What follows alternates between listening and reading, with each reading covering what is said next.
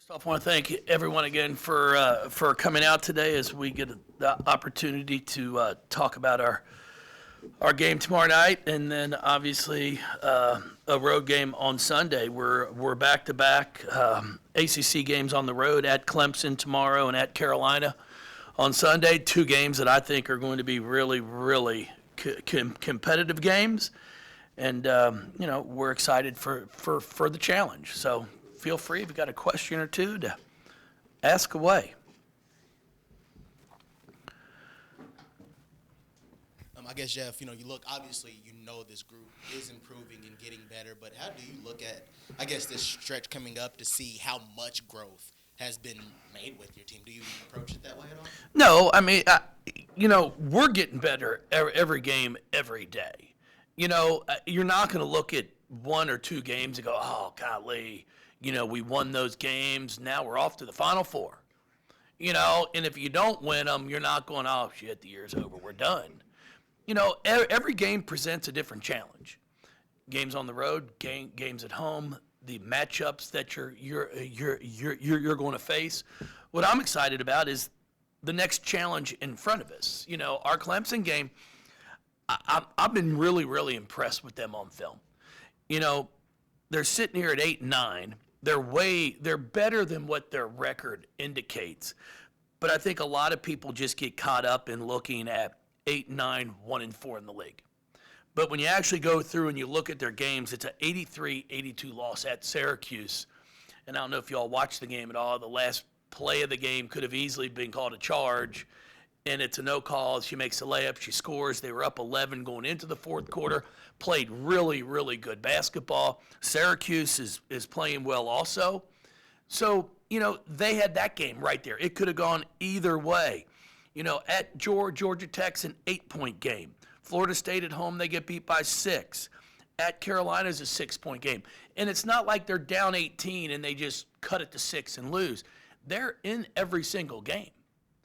So you've got to look at it, and then they beat Duke at home by 16. So you've got to look at it and understand you're going to get their best effort. And that's the same thing that I talked about with Pittsburgh in ways that Clemson does not quit. It doesn't matter what the score is. You can get up 18, 19 on them. We were up 29 on them, I think, here in the first half and won by 12 in last year's game.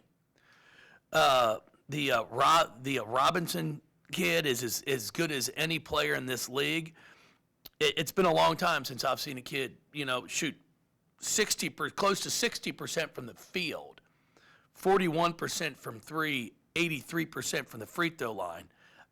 It's really impressive. I mean, she is playing at a high level right now. She's rebounding the basketball. Her work ethics is so impressive. And then you've got Harris, who she's impressed me so much from her transformation from Pittsburgh to right now. She's in as good of shape as I've seen her in since we've played against her all these years. The tempo she's playing at is so much faster. She's taking care of the basketball, as you can see, with 78 assists to 39 turnovers, averaging 11 points a game. She's fun to watch on film. I mean, I've really enjoyed watching the transformation that she's made. And then Whitehorn also close to 12 points a game. It's a really talented team that's got some players that can flat out play, and we're going to have our hands full. Jeff, after the last game, Olivia talked about wanting the team's energy to be better and saying that started with her. I remember her in the offseason talking about kind of embracing that leadership role, veteran role. How have you seen her grow into that this year after watching her grow over the past couple of years? Well, I think it's, it's all about how you perform. It's all about the effort you put forth every day in practice. You can talk the talk, but if you're not consistent every day in practice, no one's going to listen. And I think that's where she's made the biggest strides, is she's much more consistent in practice with her effort, her attitude. She doesn't get as frustrated as often. And that's where I've seen the biggest growth. And then once you take care of that, then obviously teammates will listen to you when you're able to back it up with not necessarily always having a great day in practice basketball-wise. But, okay, if I struggle shooting the ball in practice, I've made some mistakes, how am I emotionally? Am I still someone that you can come talk to, or am I just pissed off? I don't want to talk to you. I'm sharp. Those are the areas that I think she's made her biggest improvements. And then that carries over to the court as well. But she's really done a nice job for us. She's shooting a 57% from the field, 92 at the line in conference play. And we're going to continue to need that from her. Jeff, kind of going off of that, being that you guys did have so many new transfer players, do you feel like she kind of just took on that role because there's so many new people and she just felt like she had to be that example a little more than maybe as opposed to if you guys had more returners? Well, no, I think honestly it's the growth that she's made year in and year out. It's not because there's new. If we had returning players, I think she'd still have made the same progress because she wants to be elite. She wants a chance to play after college. She wants to be an all-conference performer. So those are the things. If you want those things, everything else comes with it. You've got to be willing to put the time in the gym. You've got to be able to have consistency. And she's doing that. And that's what has impressed me. And, I'm really happy for her. And I'm looking forward to seeing how the rest of this conference season turns out for her. One of the newcomers I was going to ask about was Keke. Just to come in here, not only like leading the team in scoring right now, shooting efficient, like with 50% score.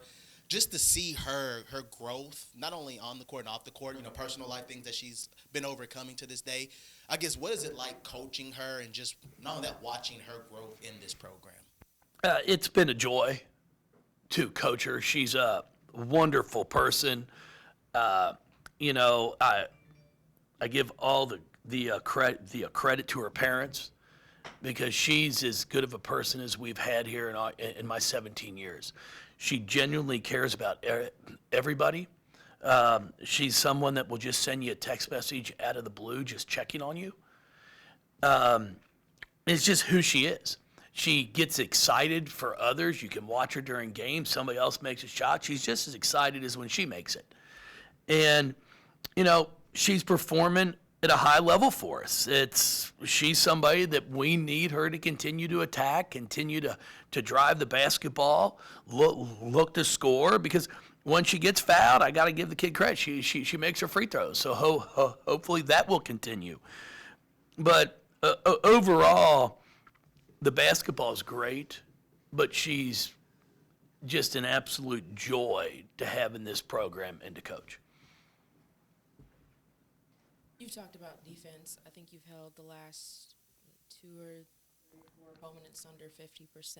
Where do you see some of those strides being made, or how do you feel like you guys are right now, especially in conference play? Well, we are getting better. I mean, in conference play, we're holding our opponents to about 41%. We're shooting 50%. And we're doing a much better job of defending the three-point line. So those are areas I'd love to see us get it down into, about 37% defensive field goal percentage. Because we do shoot the ball well, the better we can play at the defensive end, the less pressure it's going to put on us at the offensive end. And, the kids are buying into it. They're buying into what it takes to be a good defender, what it takes to be a good team defense. And if we'll continue to put that work in, and I tell them all the time, it doesn't guarantee us we're going to win every game. Sure, I'd love to win every game. But, if you want to run across one that doesn't go your way, you can't go backwards 3 steps. And that's kind of the challenge that I put in front of them the other day. There's moments that we play really, really well. We look really good. Our problem right now is our range of play within a game is too severe. We'll go, compare it to school, we'll get 94s, and then all of a sudden we'll throw a 48 on the board. And it's so drastic that's what we got to solve and get taken care of.